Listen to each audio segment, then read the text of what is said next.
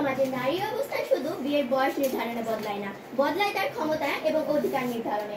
ধন্যবাদ মাননীয় মডারেটর আমাকে কিছু বলার সুযোগ করে দেওয়ার জন্য। বিতর্ক চলছে, বিতর্ক চলবে। আজকের বিতর্কের প্রতিপাদ্য বিষয় নির্ধারণ করা হয়েছে বাল্য বিবাহই নারী অগ্রগতির প্রধান অন্তরায় এবং অত্যন্ত যুক্তিসঙ্গত কারণে বিষয়টির বিপক্ষে আমার এবং আমার দলের দৃঢ় অবস্থান। মাননীয় মডারেটর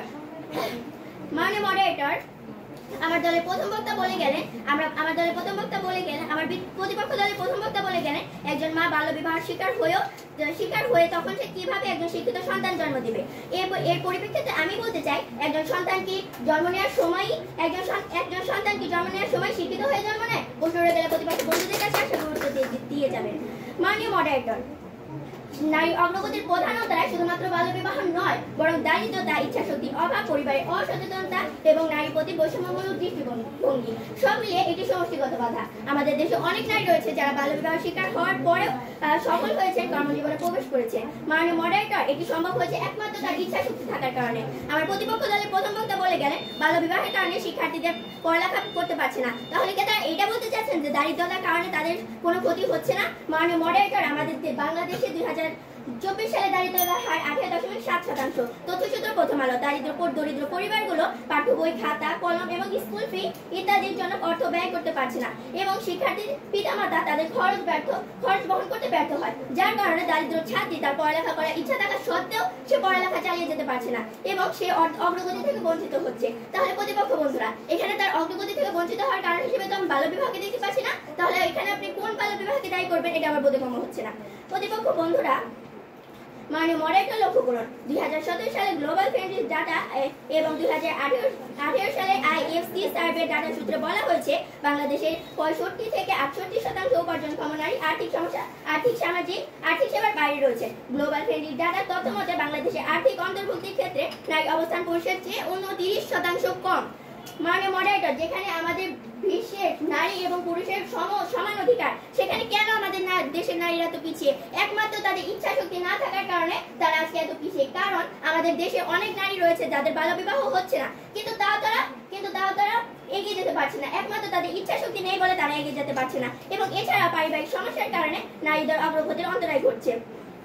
মাননীয় মডারেটর, আমার প্রতিপক্ষ দলের প্রথম বক্তা বলে গেলেন বাল্য বিবাহের হার বাড়ছে, কিন্তু তারা কি বলতে পারবেন যে কেন বাল্য বিবাহের হার বাড়ছে? একমাত্র পারিবারিক অসচেতনতার কারণে আমাদের বাংলাদেশে বাল্য বিবাহের হার দিন দিন বেড়েই চলেছে।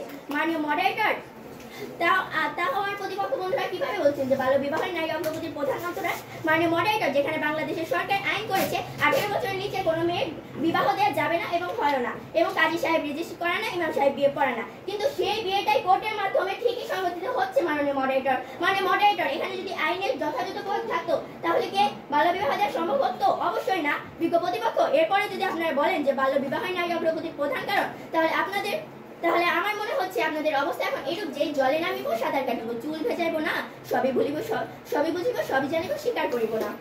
বাল্য বিবাহকে নারী উন্নয়নের একমাত্র প্রধান কারণ বলা বাস্তবসম্মত নয়। মাননীয় মডারেটর, উন্নত দেশগুলোর দিকে তাকালে দেখা যায় শুধুমাত্র বাল্য বিবাহের অনুপস্থিতিতে নারী অগ্রগতির নিশ্চয়তা দেওয়া যায় না। সঠিক শিক্ষা, অর্থনৈতিক স্বনির্ভরতা, সামাজিক সমর্থনই নারী উন্নয়নের মূল চাবিকাঠি।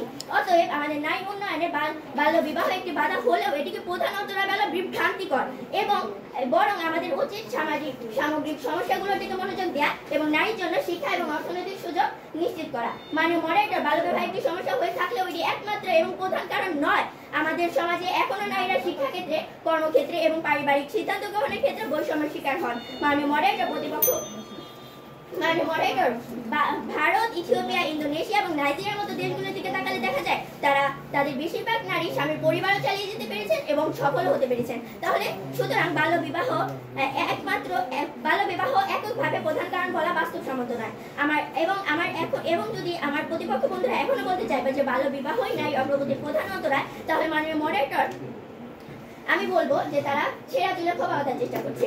মাননীয় মডারেটর, যদি নারীর জন্য উপযুক্ত শিক্ষা, অর্থনৈতিক সুযোগ এবং সামাজিক নিরাপত্তা নিশ্চিত করা হয়, তাহলে বাল্য বিবাহ থেকেও বেরিয়ে এসে তারা নিজেদের উন্নতি করতে পারবেন। সুতরাং মূল সমস্যা হলো সামাজিক সমস্যা, যা পরিবর্তন না করলে শুধু বাল্য বিবাহ রোধ করলেও আমাদের সমাজে উন্নতি করা যাবে না। তো প্রতিপক্ষ বন্ধুরা, নারী অগ্রগতির একমাত্র প্রধান কারণ বাল্য বিবাহ নয়, বরং এটি একটি সমাজের বড় সমস্যার অংশ মাত্র।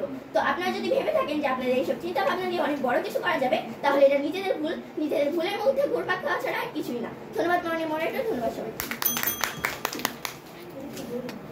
আব্বাস আলী উচ্চ বিদ্যালয়ের বুনিয়াদ জাহান জি দলনেতা তার বক্তব্য